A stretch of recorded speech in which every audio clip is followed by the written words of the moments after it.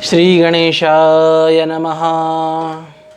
या देवी सर्वभूतेषु मातृरूपेण संस्थिता नमस्तस्यै नमस्तस्यै नमस्तस्यै नमो नमः।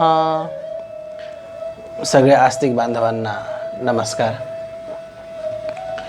आपल्या परंपरेमध्ये विविध सण उत्सवांचं विशेष महत्त्व आहे आणि त्या सर्व सण उत्सवांमध्ये एक विशेष सण हा ज्येष्ठा गौरी स्थापनेचा सण आहे। चातुर्मास्यामध्ये सर्वात मोठा, नवे वर्षात सुद्धा एक मोठा सण हा ज्येष्ठा गौरी स्थापनेचा असतो।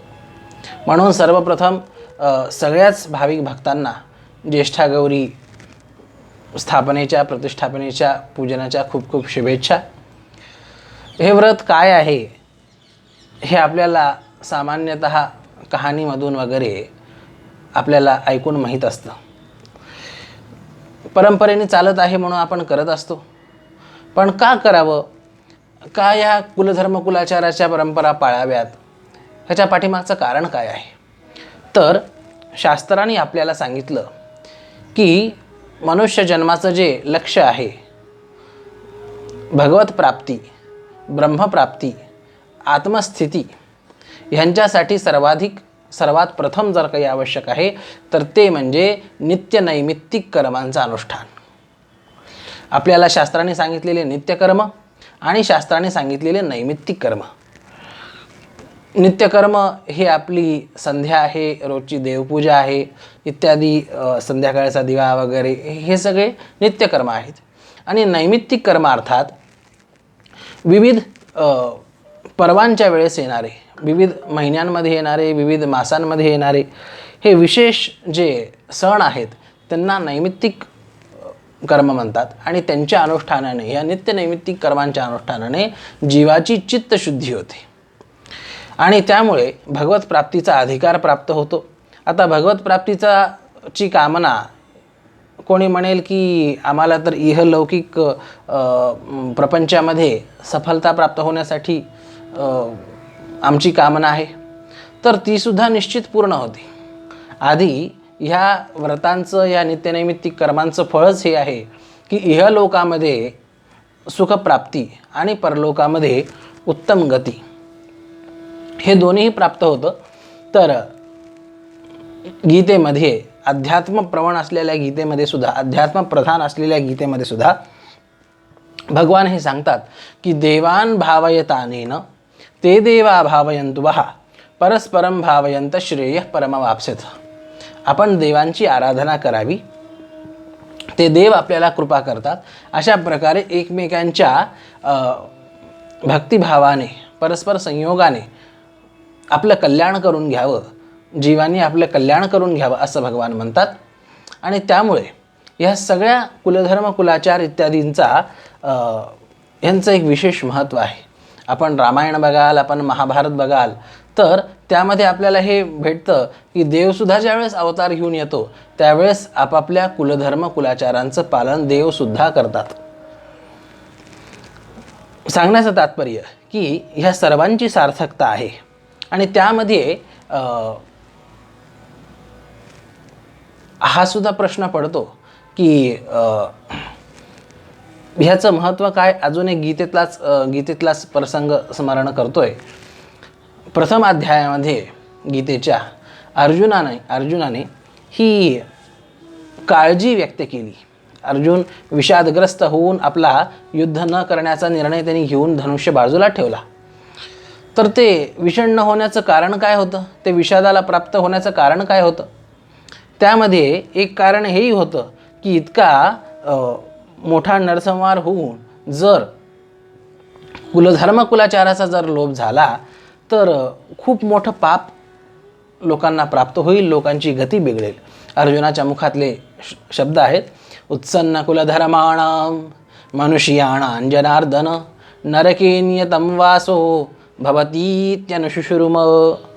जर हे कुलधर्म कुलाचार जर नष्ट झाले तर निश्चित नरकामध्ये या जीवांचा वास होईल, यांना जावं लागेल, ही शास्त्राची मर्यादा आहे आणि ते परिपूर्ण सत्य आहे. अर्जुनाचा हा विषाद हा धर्मरक्षणासाठी कुलधर्म, कुलाचार, परंपरा इत्यादी सगळेच श्रुतीस्मृती पुराणोक्त जे आपले धर्म आहेत, जो आपला वैदिक सनातन धर्म आहे, ह्या सर्व धर्ममूल्यांचं, मानवी मूल्यांचं रक्षणासाठी प्राप्त झालेला विषाद आहे. म्हणून तो विषादसुद्धा नुसता विषाद म्हणवला नाही, तर तो विषाद योग म्हणवला. म्हणून गीतेच्या पहिल्या अध्यायाचं नाव अर्जुन विषाद योग असं आहे. कोणाचाही विषाद हा योग म्हणवला जात नाही, पण ह्या सर्व दिव्य गुणांनी युक्त असल्यामुळे धर्मरक्षणाची चिंता, सनातन तत्वांच्या रक्षणाची चिंता, ह्या चिंतेच्या कारणी प्राप्त झालेल्या विषादामुळे तो विषादसुद्धा विषाद योग बनला. प्रस्तावना ही सगळी सांगण्याचं तात्पर्य हे की सहसा आध्यात्मिक अतिउच्च शिक्षित लोकांना असं वाटतं की आम्ही ज्ञानचिंतन करत आहोत, तत्वचिंतन करत आहोत, ध्यानधारणा करत आहोत, तर आम्हाला कुलधर्म कुलाचार पाळण्याची काय गरज आहे, ही भ्रांती मनात होते. कोणाकोणाला वाटतं की आम्ही खूप नामस्मरण करतो, आम्ही पुष्कळ आमचं बाकी सगळं हे करतो, तर आम्हाला कुलधर्म कुलाचार पाळण्याची काय आवश्यकता आहे. तर त्यांच्यासाठी हे उत्तर आहे, ही शास्त्रानुसार कुलधर्म कुलाचार या सर्वांचं आचरण आवश्यक आहे. म्हणून ही प्रस्तावना सांगण्यात आली. ज्येष्ठा गौरी महालक्ष्मीचा सण हा काही आपल्यासाठी नवीन नाही आहे. हा कशासाठी करावा? प्रत्येक उपासनेचं, प्रत्येक सणाचं, प्रत्येक व्रताचं आपल्याकडे विशेष फळ सांगितलं. तसं ज्येष्ठा गौरीचं काय फळ आहे तर शास्त्रकार सांगतात, ह्याच्या संकल्पात सांगितलं आहे की तसं तर सर्व मनोकामना पूर्तीसाठी भगवती ज्येष्ठा गौरीची स्थापना, पूजन इत्यादी आहे. ज्याची जी मनोकामना असेल त्यांनी ती मनोकामना बोलून आपली पूर्ण शक्ती झोकून तिचा उत्सव करावा. निश्चित त्याची ती मनोकामना ज्येष्ठा गौरी पूर्ण करते. सर्वच मनोकामना ज्येष्ठा गौरीच्या आराधनेने पूर्ण होतात, पण विशेष धनसंपत्तीची प्राप्ती आणि त्याहून विशेष आपल्या कुळातल्या वंश परंपरेची वृद्धी, पुत्रपौत्र इत्यादी ह्यांची वृद्धी होणे, आणि जर कुणाला संतती होऊन जर जात असेल सारखं तर तोही दोष निवृत्त व्हावा, ह्यासाठी ज्येष्ठा गौरीचं आराधन, स्थापन, पूजन हे विशेष फलदायी आहे. ह्या पूजनामध्ये नियम असा आहे की भाद्रपद मासी शुक्ल पक्षी अनुराधा नक्षत्रावर भगवती ज्येष्ठा देवीचं आवाहन करावं. ज्येष्ठा नक्षत्रावर तिची महापूजा करावी सायंप्रातः, आणि मूळ नक्षत्रावर तिची बोळवण अर्थात विसर्जन करावं. असा हा 3 दिवसाचा उत्सव आहे. देवता ह्यांचा सुद्धा आगमनाचा विशिष्ट काळ असतो आणि त्यांचे सुद्धा विशिष्ट काही पवित्र दिव्य नक्षत्र असतात. त्या नक्षत्रांवर त्यांची कृपा आपल्याकडं अवतरित होत असते. तर 3 दिवसाचा हा उत्सव, सप्तमीला अनुराधा नक्षत्री देवीचं वाजत गाजत आवाहन करावं. त्यानंतर अष्टमीला प्रातः तिची प्राणप्रतिष्ठा करावी. आता जसे आमच्याकडे हे असे स्वरूप आहेत भगवतीचे, मुखवटे आहेत, त्यांचा श्रीविग्रह आहे, सगळे अंग इत्यादी आहेत. हे देवीचे पिलवंड आहेत, देवीचा हा परिवार आहे. तर असं कोणाकडे जर स्वरूप असेल किंवा अन्यही, आता हे धातूचं स्वरूप आहे, कोणाकडे अजूनही वेगवेगळ्या प्रकारचे श्रीविग्रह असतात, वेगवेगळ्या प्रकारच्या मूर्त्या असतात, त्यांची प्राणप्रतिष्ठा करावी. कोणाकडे मूर्त्या नसतात, राशी स्थापित केलेल्या असतात, ते राशींवर करू शकतात. आणि प्रतिष्ठापना केल्यानंतर मग त्यांची षोडशोपचार पूजा करावी. ध्यान, आवाहन, पाद्य, अर्घ्य आचमनीय, स्नान, वस्त्र उपवस्त्र, गंध, पुष्प, धूप, दीप, नैवेद्य, फलतांबूल, आरती इत्यादी उपचारांनी त्यांची पूजा करावी.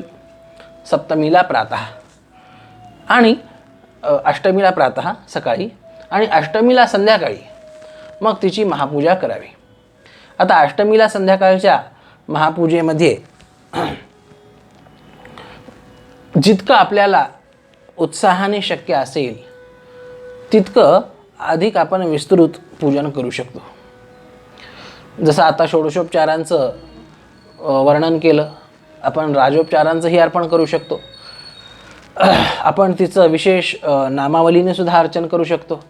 तिची अंगपूजा इत्यादी उपलब्ध आहे, तर अंगपूजा इत्यादी हे तर करतातच, पण त्यासोबत नामावलीचंही अर्चन केल्या जाऊ शकतं. जितकं सुंदर सजावट आपण इथं बघत आहात हे तर सामान्य आहे. पाहिजे तितकं आपण विस्तृत तिचं सुशोभीकरण करू शकतो आणि तिचं अर्चन करू शकतो.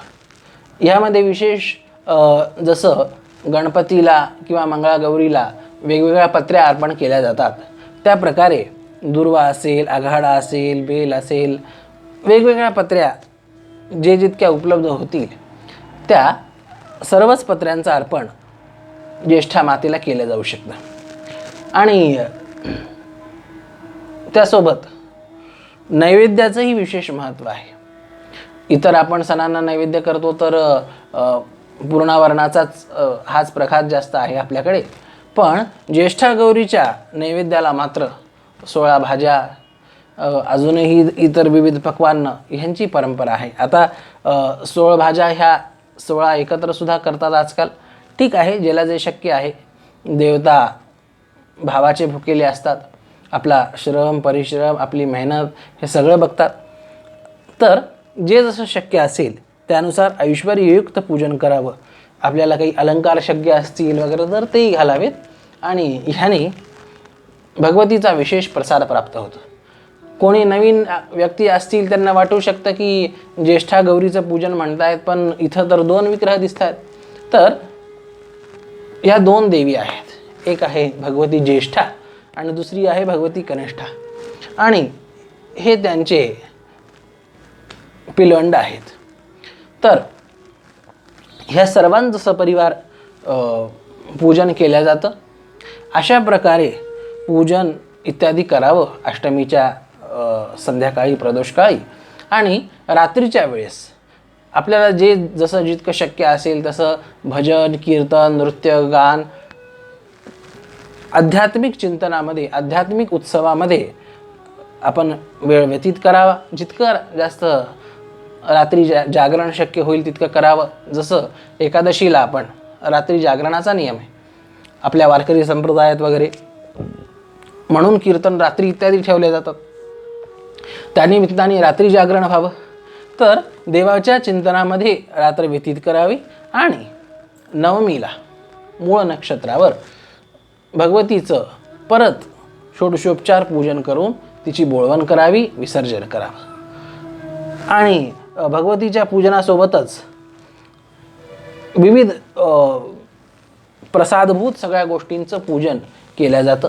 आपण इथं धान्य राशी बघत आहात, हा सुद्धा देवीचा प्रसाद म्हणून नंतर वापरला जातो. आपण इथं हे पिवळे धागे बघत आहात, ज्यांना पोते म्हणलं जातं, हे सुद्धा भगवतीचा प्रसाद म्हणून ग्रहण केलं जातं. ह्याचं तर विशेष महत्त्व आहे की पोते जर आपल्याकडे असले, आपल्या जवळ असले, तर दोरके तिष्ठत्वं देवी सर्व कल्याण सिद्धये दोरकं धारयेद यस्तु भक्त्या त्वापन निवारणे. ह्या पोत्यांमध्ये साक्षात देवी सूक्ष्म रूपाने वास करत असते. जसं तुम्ही आमच्या हातात बघत आहात, हा देवीचा प्रसादभूत पोतं हे बांधलेलं आहे. तर सगळ्या आपत्तींचं निवारण करण्यासाठी ह्या धाग्यांमध्ये देवीच सूक्ष्म रूपाने येऊन बसते. म्हणून ह्यांचं आदरपूर्वक धारण करावं, ह्यांचं कुठंही अनादर होऊ नये. जसं जानव्यामध्ये मुख्य 9 धागे असतात आणि त्या 9 धाग्यांमध्ये 9 देवांची प्रतिष्ठापना असते. त्या ब्रह्मगाठीमध्ये ब्रह्मविष्णू रुद्र तिघांची प्रतिष्ठापना असते. तसं या पोत्यामध्ये देवीचं सान्निध्य प्रतिष्ठा असते. आणि काय काय मिळतं? आयुर्विपुलता याती धनधान्याभिवृद्धये ग्रहणं दोरकानां वै भवेदुन्नतिकारकम. ह्या प्रसादरूप दोऱ्यांचं धारण करणं आणि इतरही प्रसादरूप सगळ्या गोष्टींचं धारण करणं हे आपल्या उन्नतीला कारण होतं, धनधान्याची वृद्धी होते आणि सर्वात महत्त्वाचं म्हणजे आपली सर्वतो दिशेनं रक्षा होते. ह्या दोरकाला धारण करून आपण कुठं बाहेर जातो तर आपल्याला सर्वविध रक्षा प्राप्त होते. आपल्याला कुठेही बाह्यबाधा होत नाही, आपले कामं झटपट होतात. अशा प्रकारचं ह्याचं विशेष महत्त्व आहे. हे सगळं धारण करावं आणि मनोभावे भगवतीची प्रार्थना करून बोळवण करावी. कुणाला भोगाची प्राप्ती अपेक्षित असेल, कुणाला योगाची प्राप्ती अपेक्षित असेल, कुणाला प्रपंचाची प्राप्ती अपेक्षित असेल, कुणाला परमार्थाची प्राप्ती अपेक्षित असेल, कुणाला विद्येमध्ये प्रावीण्य अपेक्षित असेल, कुणाला आपल्या करिअरमध्ये, आपल्या व्यवसायामध्ये, आपल्या अजूनही धनसंपत्ती इत्यादी आपल्या कार्यामध्ये उन्नती अपेक्षित असेल, मनोकामना तीव्र धरून भगवतीचं पूजन आराधन करावं. सर्व मनोकामना पूर्ण होतात आणि इहलोकी सुख भोगून मनुष्य परलोकीही सद्गतीला जातो. म्हणून अशाच प्रकारे आपण उत्साहाने भगवतीचं पूजन, ज्येष्ठा गौरीचं पूजन दरवर्षी करत जावं आणि भगवती ज्येष्ठा गौरीच्या कृपेने आपल्या सर्वांच्याही सर्व मनोकामना पूर्ण होऊन आपलं कल्याण सिद्ध हो. इतकंच बोलून ज्येष्ठा गौरीच्या या प्रसंगी, या पावन पुण्य सणाच्या प्रसंगी ज्येष्ठा गौरीच्या चरणी नमस्कार करून वाणीला विराम. गोपाल कृष्ण भगवान की जय. ज्येष्ठा गौरी माता की जय.